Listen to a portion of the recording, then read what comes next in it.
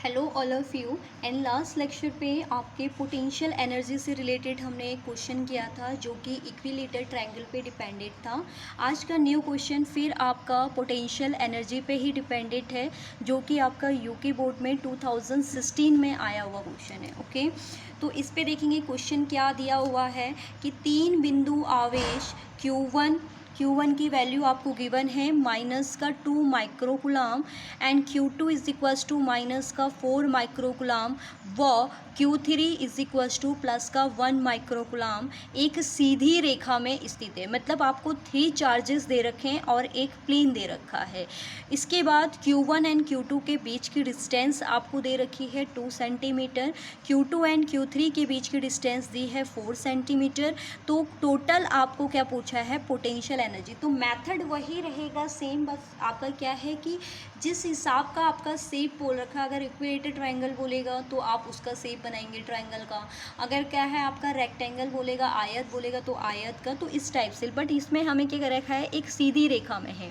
तो अगर हम इसकी फिगर को ड्रॉ करें तो फिगर को ड्रॉ करने पर हमारा क्या है कि तीन पॉइंट ले लेते हैं, A B and C. Clear है। ए पॉइंट पे हमने रख दिया Q1 चार्ज को, बी पॉइंट पे Q2 एंड सी पॉइंट पे Q3। तो Q1 की जो वैल्यू है वो है माइनस का 2 माइक्रोकुलाम, Q2 की वैल्यू है आपके पास माइनस का 4 माइक्रोकुलाम एंड Q3 की वैल्यू है प्लस का 1 माइक्रोकुलाम। इसके बाद आपको क्या गिवन है, Q1 एंड Q2 के बीच की डिस्टेंस, Q1 एंड Q2 के बीच की डिस्टेंस जो है वो 2 सेंटीमीटर।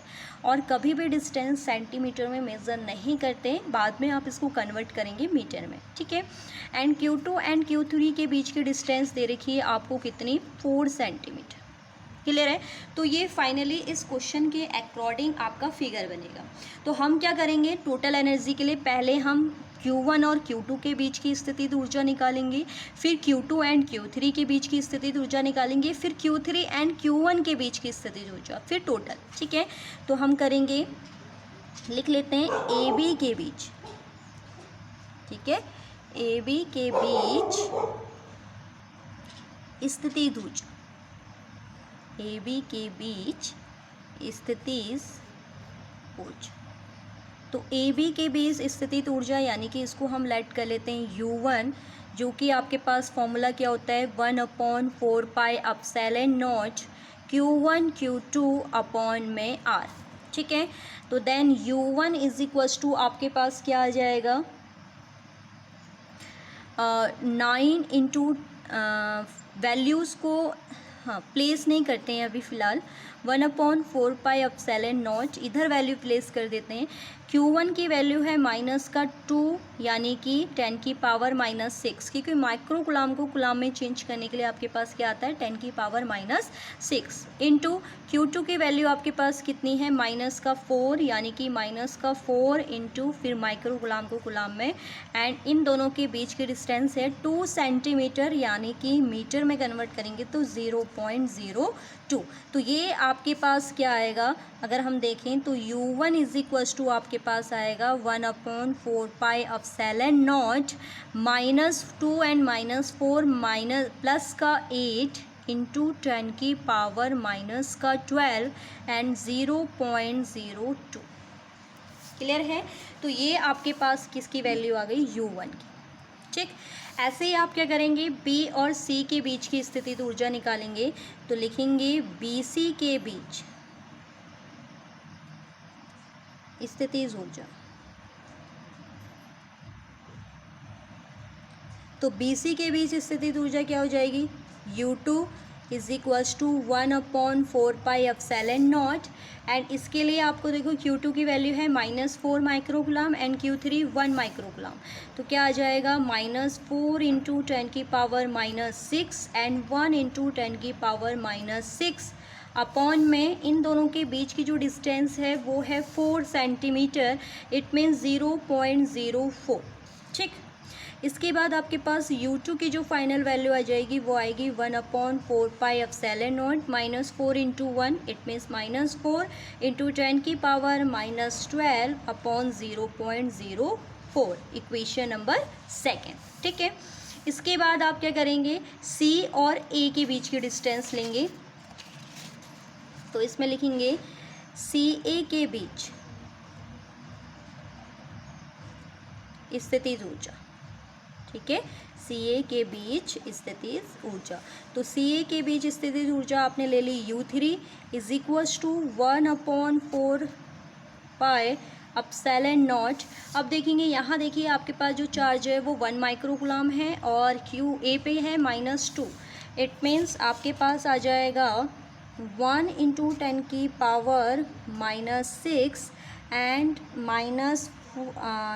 2 × 10⁻⁻6 अपॉन में देखिए आर डिस्टेंस आप अगर मेज़र करें तो बी और सी के बीच की 4 है और बी और ए के बीच की 2 है। तो टोटल आपके पास कितना हो गया, 2 and 4 इट मीन्स 6 और 6 का क्या आ जाएगा 0.06।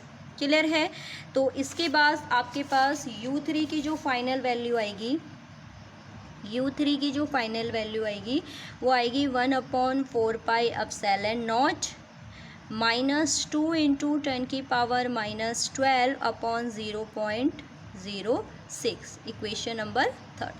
तो हमने क्या करा, तीनों के बीच की जो आपकी स्थितिज ऊर्जा है, ए बी के बीच, बी सी के बीच एंड सी ए, तो आप क्या करेंगे, कुल स्थितिज ऊर्जा आप फाइंड करेंगे। ठीक है, तो लिखेंगे कुल स्थितिज ऊर्जा।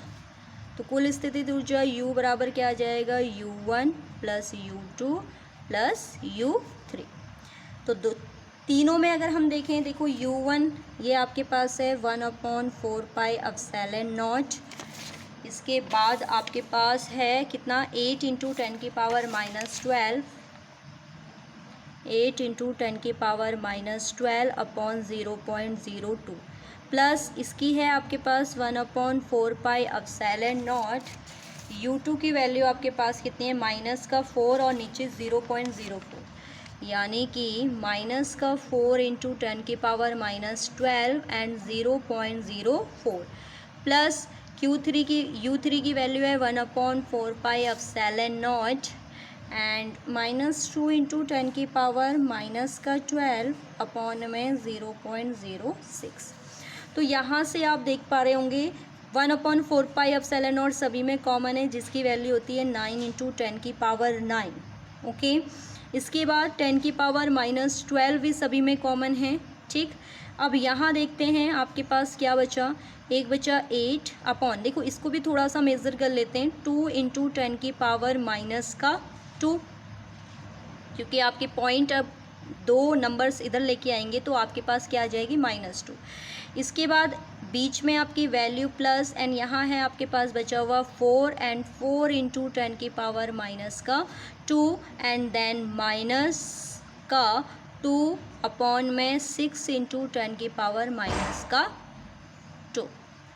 ठीक है, इसको थोड़ा सा और सॉल्व करेंगे, सभी में 10⁻⁻2 कॉमन है, तो देन यहाँ आपके पास बचा 10⁻⁻3 एंड 10⁻⁻2 हमने कॉमन ले लिया। इससे ये कैंसिल होने पे आपके पास 4 आया, इससे ये कैंसिल होने पे आपके पास -1 आया एंड 2 से ये कैंसिल होगा तो -1/3। ठीक है, तो देन 9 × 10⁻, ये आपकी पावर न्यूमेटर में जाएगी तो प्लस की होगी, जिसके कारण -1 बचेगा। यहाँ आप क्या करेंगे, 4 - 1 कितना हो गया, 3 - 1/3। देन 9 × 10⁻⁻1 एंड यहाँ एलसीएम ले लेते हैं तो 3 3 जा 9 - 1/3। देन 3 से ये कैंसिल हुआ 3 टाइम्स एंड 3 इंटू यहाँ आपके पास 9 - 1 कितना हो गया, 8 एंड 10⁻⁻1 को प्लस करेंगे तो अपॉन में 10, देन 3 4 जा 24 अपॉन में 10 एंड फाइनली आपके पास आंसर क्या आ गया, 2.4 जूल। आप मात्रक लगाना नहीं बोलेंगे, तो इसका फाइनली आपके पास कितनी एनर्जी आएगी, 2.4 जूल। ठीक है, आई होप आपको ये न्यूमेरिकल समझ में आया होगा।